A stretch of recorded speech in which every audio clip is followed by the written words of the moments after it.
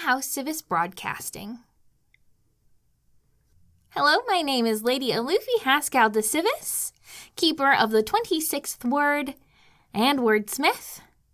And I'm your other host, Sylas de Sivis, Sybaris heir of House Sivis. That is a mouthful. Now, Alufi, why are we doing such fancy titles today? Well, because we're going to be talking about our wonderful house. And so I thought it appropriate if we told everyone our full title. I've decided that I'm not going to use mine, just because I don't want to throw around titles, especially in this scenario. It doesn't seem worthwhile to anyone to brag about all the different accomplishments that we've achieved. Today is the 13th of Aryth, 997YK. And we've got a fun show. Like I said earlier, we're going to be talking about the house and all of the different facets, services we provide, stuff like that. We really wanted to talk about the house because we've been given a great opportunity. As you guys know, we are switching facilities. Believe me, it's a beautiful new facility. This place feels empty. It does. It's very empty at the moment. Even Meeps is off running around doing things at the moment. I don't know if you guys can hear the echo, but without all of our equipment in here, the big chairs that we write stuff in, it's just an empty room. It is. We've got a lot of exciting stuff coming up. So let's cue our intro and move on to our news. Thank you all for listening.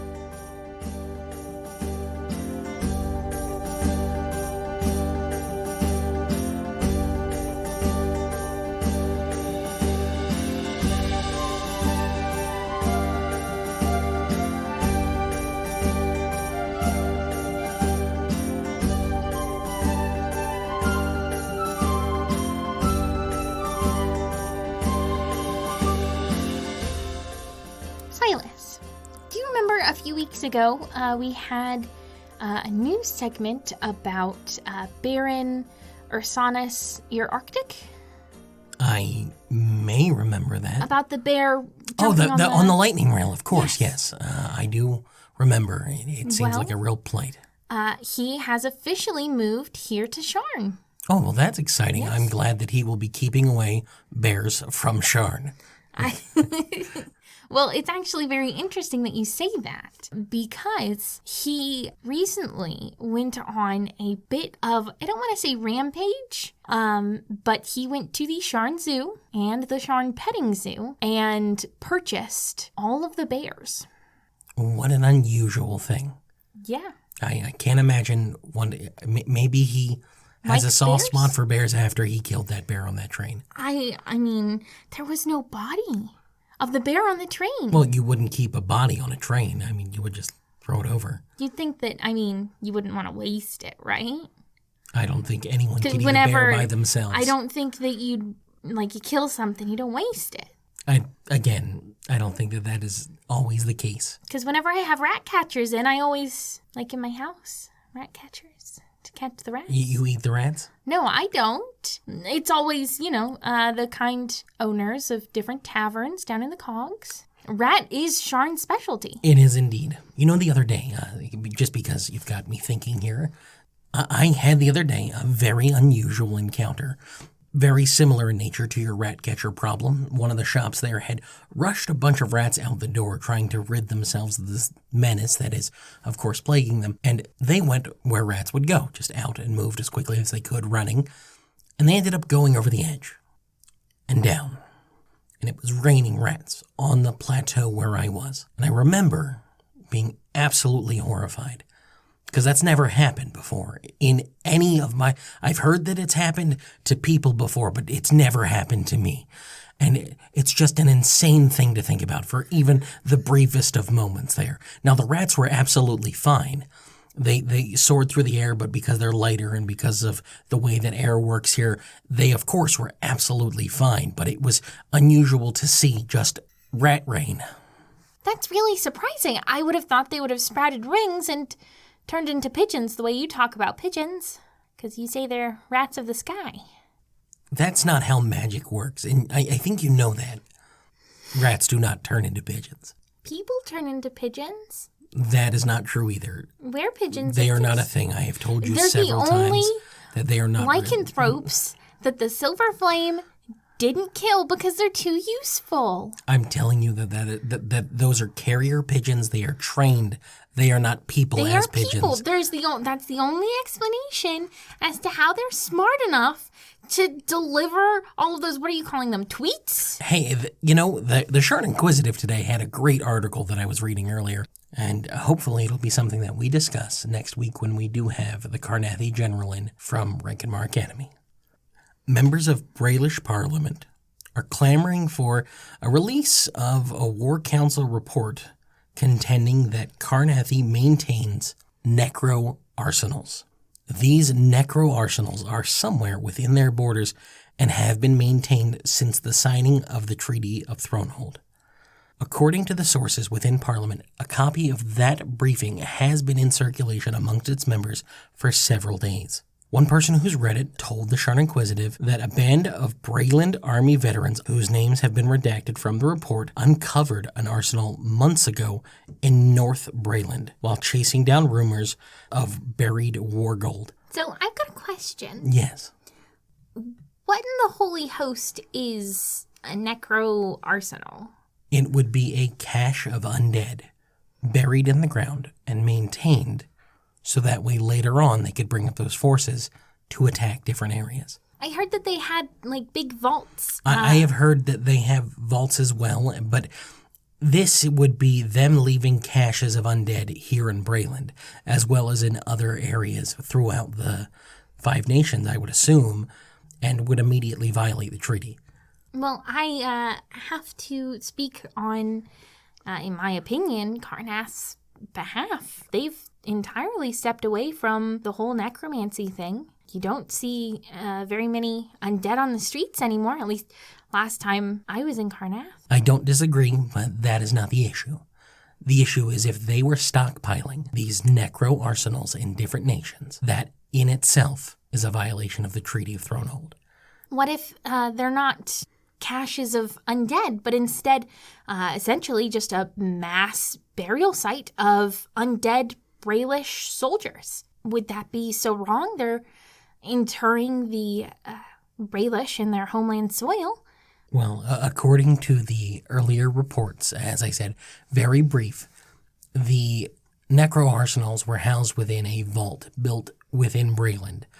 And from the information gathered from those who did make their way out of that vault, these type of vaults are buried in Brayland, in Undare, in Thrain, which would, again, be a direct violation. I can see that you're saying that perhaps they're undead related to something else, but that kind of organization, and I'm sure we'll hear reports of whether or not they were wearing Carnathi armor.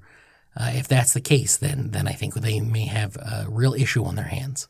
You know what, Silas? I understand what you're saying, and that definitely could be an issue.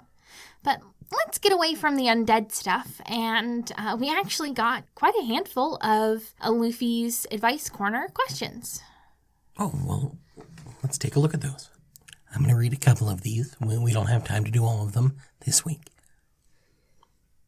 Dear Alufi, I want to enter Morgrave University, but I have nowhere quiet to study for the tests. Do you have any advice on places where I can study? I definitely do. A lot of people would probably suggest Center Bridge to you. Don't do it. That's where most of the students for Morgrave University live. I've found that a lot of the parks honestly stay pretty quiet during the warmest parts of the day, which is funny because it's so cold outside. I would suggest going to a park, bringing your books, and just reading for a few moments. A few other places, there's this cafe near where I live that it's actually really interesting. So it's a silent cafe. The entire building is under like a silent zone, like a silent spell. It's built into the walls itself. And so you order by pointing at the menu, and there's no noise. The idea is that you can taste the flavors of the food more if you are less distracted. But I find that it's the most wonderful place just to sit, relax, and not have to stress my ears too bad. Well, that is very interesting answers. I'll have to take a look into that cafe. Alufi, my partner and I are arguing about the pet we should get for our new apartment. She wants a cat or a blink dog, something fluffy. But I don't want to spend all the time cleaning up all that fur. I suggested a pseudo-dragon, but she thinks that they're gross and scaly. Can you help me convince her that pseudo-dragons are good pets for a young family? Or, she insists, can you convince me that blink dogs and cats are better? Okay, I'm going to preface this with saying I love animals. Pseudo-dragons are super cute and their snoots are just so boopable. And blink dogs, I mean, have you seen some of the House of Adalis? Like thoroughbred ones? Like they get so fluffy and poofy and adorable. You just keep them in your pocket. Cats, I love cats. I don't have a cat. I am very, very allergic. But there's a cafe that I go to every once in a while where they have cats and blink dogs and a bunch of different animals that it's kind of like a petting zoo that you just get to sit down and play with. Now, I'm going to suggest to you, split the difference. I'm not saying get half a blink dog and half a pseudo-dragon, but bats are definitely an option. House Vidalis, I am 100% sure, does have mage-bred bats that are obedient and sweet. They only eat fruits, and they grow to be about the size of a human torso. They flap around. They've got cute little faces. They kind of look like foxes, honestly, and I super duper love them. Well, what interesting ideas in pets. I hope that you've helped them solve their problem. Shall we move on to the next one? Of course. So this will be our last one. I know this isn't really advice, but I have a little stall selling beef curried in the Thrain style, and I hope that being on your broadcast will help the people notice me in the bazaar. I also make some for social functions like parties or meals if anyone wants. I have a sign, curried beef. You can find me at the bazaar. Curry party. We should have a curry party where okay, think of it this way, Silas. Okay, close your eyes, Silas. I'm closing my eyes. Close your eyes. Okay. I'm closing my eyes. Okay, imagine it. No. 12 pots of curry, varied in spiciness, heat, the vegetables and meats wherein, masalas maybe, and then of course one pot of maybe like a chocolatey sweet thing. No. Yeah, all of that just sounds awful and like it would just tear me apart for days. No, but that's the whole thing. It would be so yummy because then you could just try a little bit of each one and it would be a party. And then I would have to eat when I get home. No, there'd be like a bunch of rice you could eat too.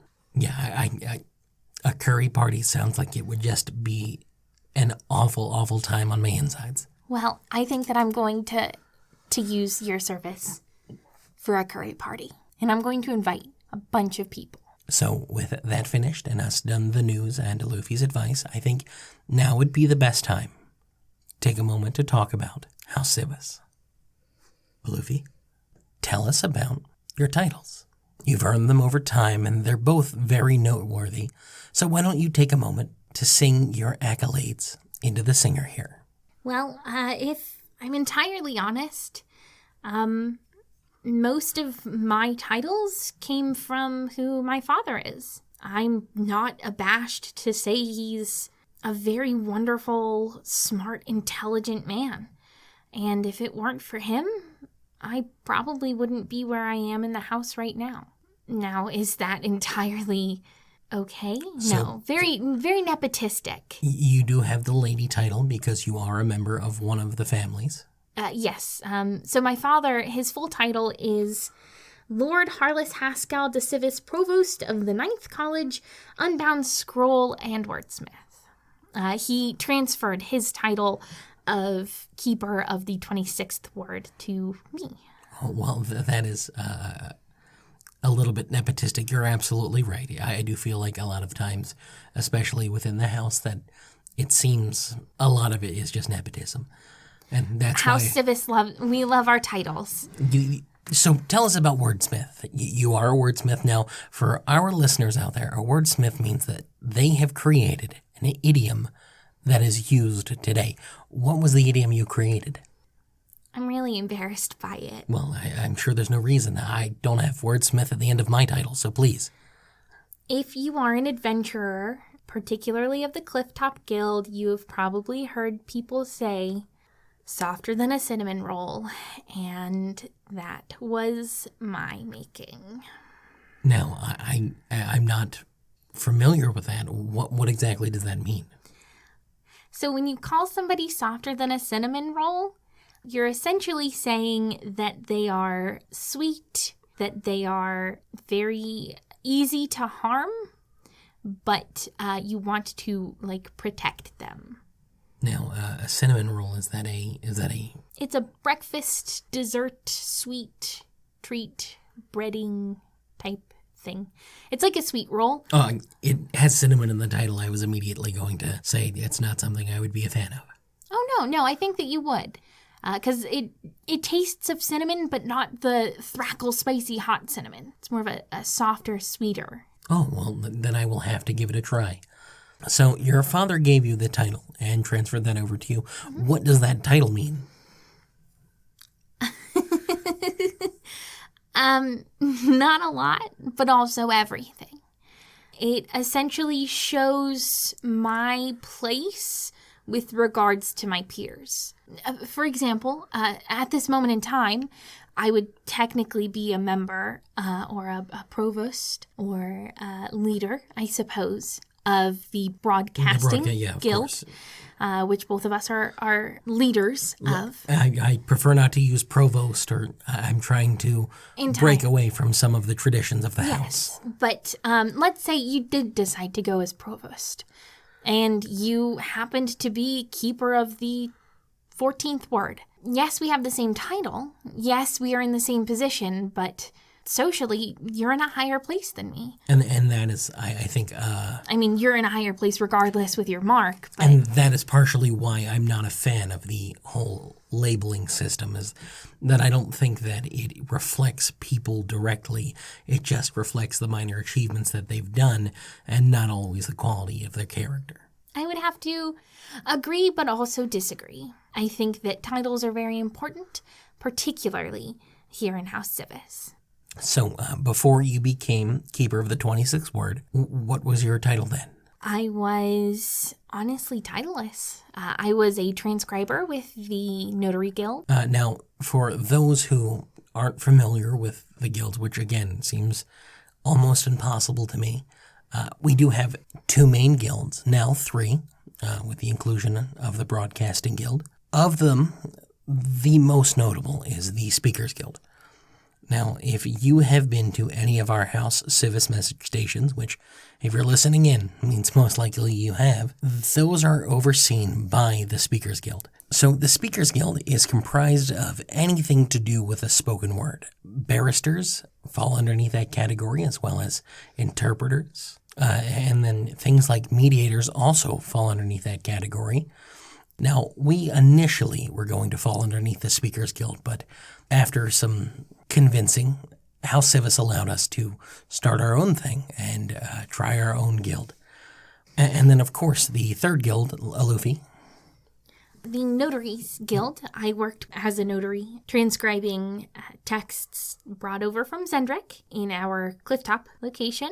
It was a lot of fun, but essentially, the Notaries Guild does all of the paperwork. You go through the Notaries Guild to get, your marked signet rings, identification papers, letters of proxy, title deeds, traveling papers, literally anything with an House Sivis arcane mark on it. Sometimes I would have to do some of that work as well, the arcane marking. And I got really, really good at sketching a least scribing dragon mark, because that's how we mark them, just with the dragon mark. Oh, that is a fantastic talent to have. Now, let me ask you, as a notary, did you have to go through the mnemonic training? For our listeners, so in order to work with the speaking stone, you do have to undergo this intense training that allows you to keep the discretion of our clients. Once that message is left, it is in safe hands because once it arrives, we will not remember. Is that something that you also had to?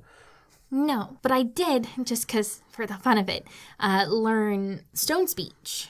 Oh, of course, stone speech. For our listeners? So stone speech is House Sivis's best kept secret.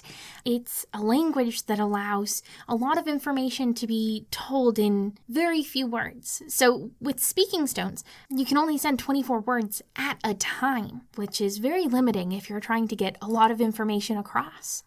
So with stone speech, if you're working with a member of the house who understands it and sending it to a member of the house that understands it, you can get a vast amount of information in just those 24 words. My grandfather was a prime keeper of the stone. While he was there, he and his coworkers would go back and forth, and it just sounded like gibberish. It does to the untrained ear. It honestly does, which I think helps keep it House Sivis's best kept secret. Obviously, if you're not a member of the house, I don't think it would be possible for you to even learn or understand it. Would we like to talk about any other aspects of the house? Is there anything you'd like to discuss? So I had intended to have the house matron, Doyen Lice Lyraman de Sivis, on with us, but she respectfully declined. Oh, I would like to first and foremost thank everybody who's listening today. I'd also like to remind everybody that it is super easy. Barely an inconvenience. To get into contact with Sylas and myself, Meeps, even if you wanted to send Meeps some fan mail, you can always send us a gnome mail. Just address it to House Sivis Echoer Station. And that is at gmail.com. The G is for gnome. Of course it is. With that said, you can always go to our community center, and that is civisechoerstation.com. Com is for community center. Of course. And you can go there, and you can go there to find out about all of our echoes, details on all of the people that we've had in, as well as information on all the articles that we've done, Alufi's Corner. All of that is available there. Finally, you can always reach out to us via our comment pads. Now, next to most of our echoers, there is a little comment pad where if you write a comment, the subscribe will come pick up your comments and bring them to Sylas, Meeps, and myself, and we get to read them. I love it when people do little thumbs ups and hearts. Yeah, just those are the things we like. Pictures of pseudo-dragons. Absolutely. The like, subscribe, of course. We've hit all of that. Now, if anyone else would like to support our show, you can find information about our House Kundarak Patreon account in the description card that the subscribe should put near the echoer. I want to let everyone know that the next portion of the broadcasting, I will not be here. I'm going to leave because Kevin Kepona is in house, and he and Alufi will be discussing a new project they're working on. And I have other things to attend to. Thank you all so much for listening. We'll be back after this short break.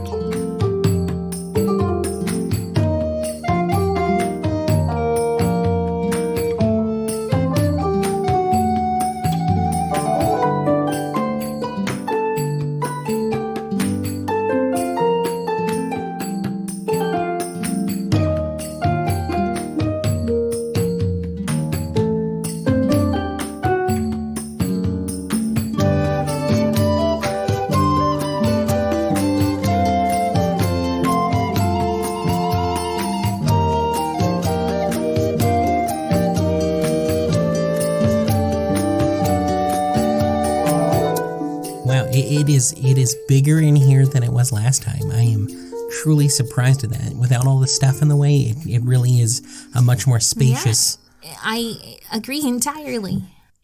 So speaking of our next big project, Tiny Taverns, are you excited? I'm really excited. I'm very excited as well. We've already reached out to, well, let's start with the idea. Pitch. Yeah, exactly. Do the pitch. So I, after being on the Echoer system, I came into quite a bit of money through different endeavors, and so now I have all of this money, and I decided that I wanted to do something that would leave a lasting mark for the city, for Sharn, for myself.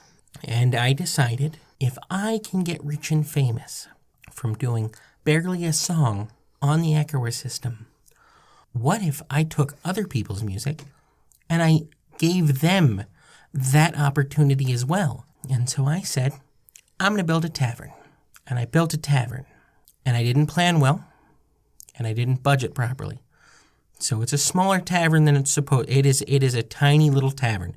But people can fit inside it as long as we maintain the occupancy of less than 10. So I thought to myself, well, who do I know that I want to be involved in this project?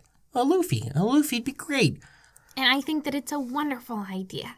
I love music, and I love the idea of bringing more musicians from not only Sharn, but around Corvair and possibly the entire world into your tiny tavern and have them transmitted on the Echoer system so that all of Sharn can hear them playing their music. We will be doing an interview with the band before we play their music. And so I feel like we're going to have a lot of very unique people coming on. And if you're listening and you do music, come on, please. Absolutely. We'll do whatever we can to make sure you are heard by as many people as possible. I heard that some bards can hit what's called whistle tones. They sound like dog whistles. Can you do that? No. Can you try for me? I'm not going to. Can't even whistle. Nope. Hang on. There we go. I whistled. You should at least do something for us, though, right? So, do you have something else prepared? I don't have another song new. What about one of your older ones? I could do one. I guess I could do one from before. Yeah, with the Kyber. Why not? One evening in the month of Nim, I was fighting for my nation. I'd grown tired of the pointless war, so I planned a new vocation. I'd laugh and play all throughout the day and while away the hours.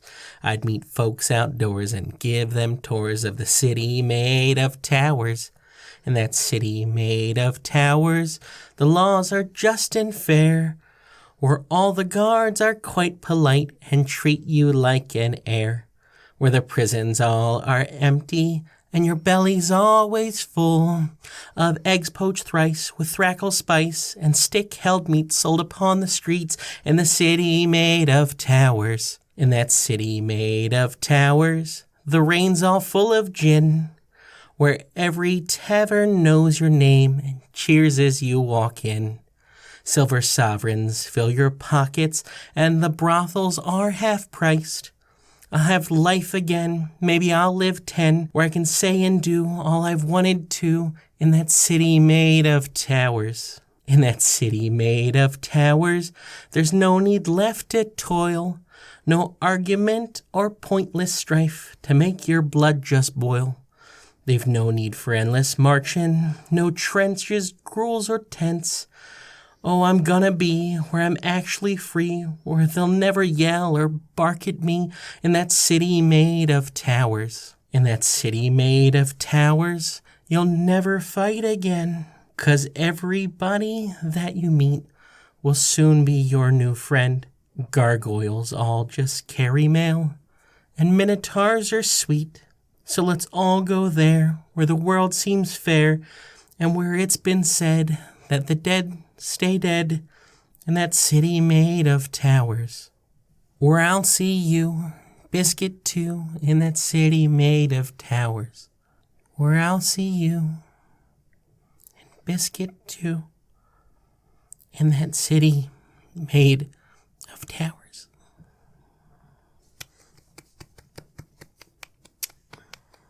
Oh, that was so sweet. Kevin, that was really sweet. And I'm really happy you came on again. Well, it has been my pleasure, and I am so excited to be working with you, and I hope everyone will tune in to Kevin Kepona's Tiny Taverns. And with that, we are out of time for this week. I hope everybody enjoyed themselves as much as I did. And I'd like to remind everyone to keep an ear out for those echoes of hope.